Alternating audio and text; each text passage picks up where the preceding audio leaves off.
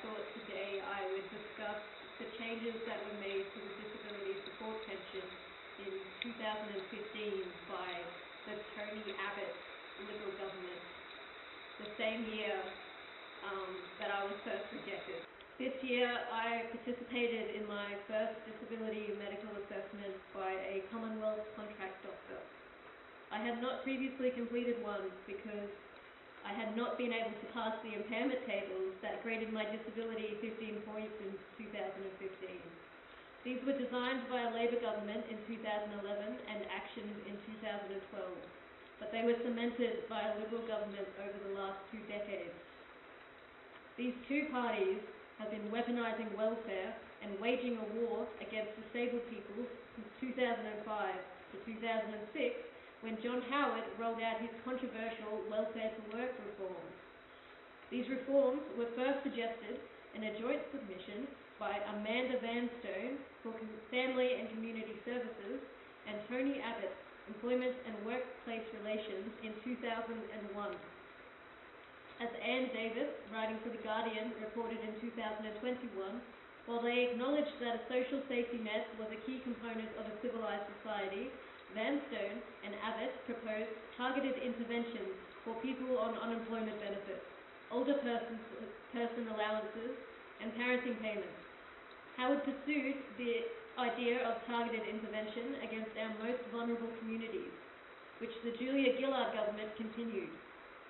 The same day Julia Gillard delivered her speech on misogyny towards Tony Abbott, she passed legislation to remove 163,000 people from the single parent payment, saving the taxpayer a meagre $700 million. But that's just politics.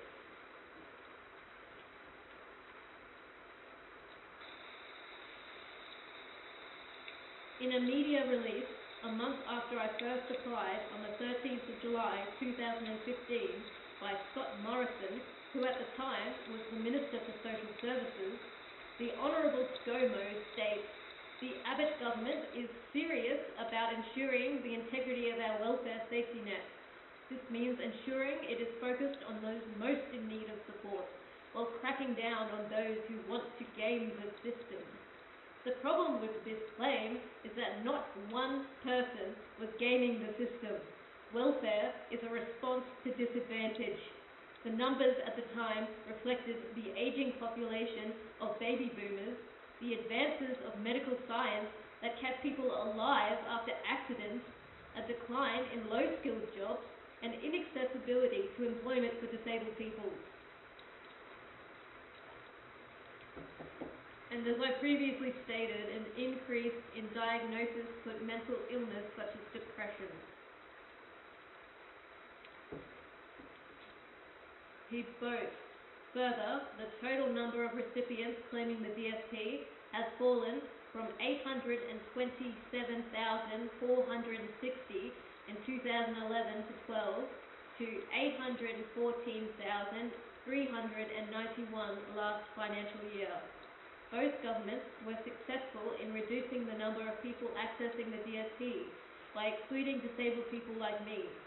My story is not unique. Today, the estimate is 754,000 people accessing the DSP. This is in comparison to the record 358,000 people on JobSeeker alone who classify as having partial work capacity, those who cannot work full-time due to disability or illness. This number is not accurate because it only represents people who can afford a diagnosis, which is a long and expensive journey. ScoMo justifies. We are aware that people's conditions can change over time, and as such, reviews are being conducted. This routine assessment I'm now subject to is in poor taste. I do not get better. I was diagnosed at 2 years old. My congenital bone disease does not get cured.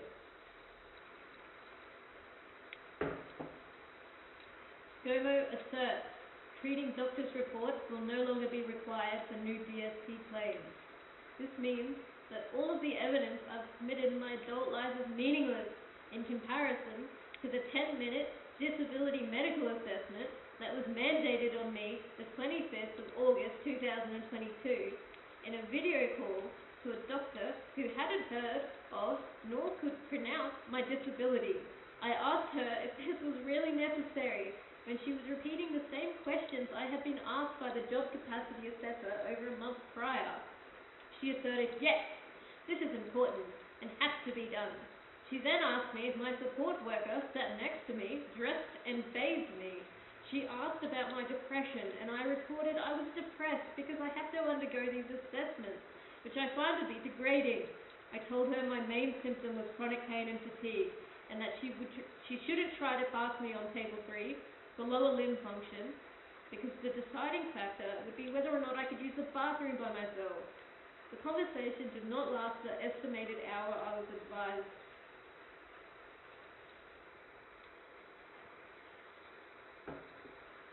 ScoMo concluded. The Abbott government is committed to getting our welfare budget under control by reining in the expansion of the welfare system that occurred under previous governments to ensure we have a sustainable safety net for the future. The JCA and the mutual work obligation have slowly been rotting our social security net since I was in kindy. I was set up to fail. The reason the invalid pension was reformed to the disability support pension was to support our transition to society, promote independence, and offer pathways for employment, mandating we work and complete routine assessments where we must perform our disabilities to people whose job it is to keep us off the DSP is a hate crime. This year, I had to appeal my most recent rejection because the nurse conducting my JCA investigated me after our discussion by calling my physiotherapist and having him try and confirm or deny details regarding how I do my groceries. How is he possibly expected to know this? And why does it impact my claim I'm disabled? The NDIS funds that physio for me to see weekly. Having my physiotherapist complete a JCA on my behalf was pointless, when in the end, the nurse wrote, a higher rating 20 points was unable to be given as the client is able to walk from the car park into an appointment, stand up from a seating position without assistance, and use public transport without assistance. This detail, I cannot use public transport. I said to the JCA officer, I haven't been able to use public transport for 2 years because the Brisbane City Council hasn't made it accessible. I told him when I used crutches, I was able to swing back and hurl myself into the train, and we all laughed. Ha ha ha ha ha. When I asked to be graded on Table 1 functions requiring physical exertion and stamina, my appeals officer told me she couldn't allow that until she consulted with the Centrelink Health Advisory Professional Unit, as she was not a medical professional, but that she thought they might be able to reason I could be graded 20 points on lower limb function. But this is impossible, because stand up, seated position, oh God, myself. The Freedom of Information legal team advised me I can't release my phone calls and Centrelink, which have been sent on a frigged CD, as it would breach the other person's privacy. So, here is the recording with my Arrow officer's voice altered to preserve her privacy.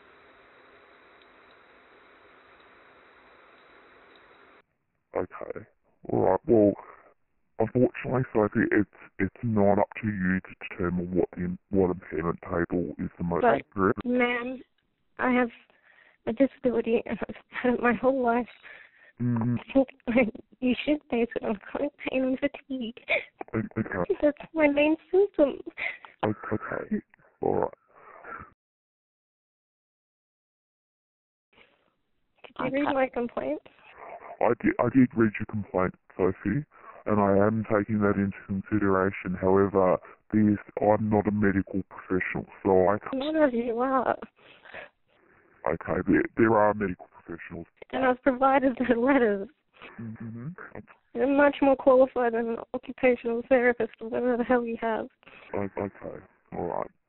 So, in terms of making that assessment of 10 points, Sophie, they did speak to your physiotherapist who does see you on a weekly basis. So they do know the functional impacts that your condition has, and that's why they've applied the 10-point rating. So And because there is some different...